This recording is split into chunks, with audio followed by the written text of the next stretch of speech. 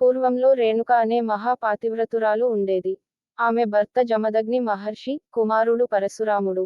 రేణుకమ్మ ప్రతిరోజూ ఉదయం నదిలో స్నానం చేసి పవిత్ర జలంతో యజ్ఞాలకు నీళ్లు తెచ్చేది. ఆమె పవిత్రత వల్ల నది నీళ్లు కూడా ఆమె పాత్రలో స్థిరంగా ఉండేవి.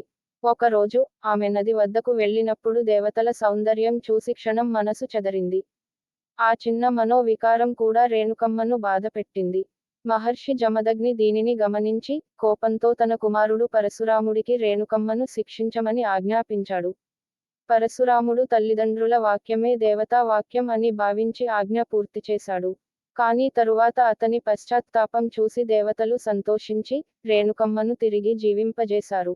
ఆ తరువాత ఆమె దైవత్వాన్ని పొందింది. ప్రజలు ఆమెను ఎల్లమ్మ, రేణుక ఎల్లమ్మ, అమ్మవారు పేర్లతో పూజించడం ప్రారంభించారు. ఆమెను కష్టాలు తొలగించే తల్లి, భక్తుల రక్షకురాలిగా భావిస్తారు.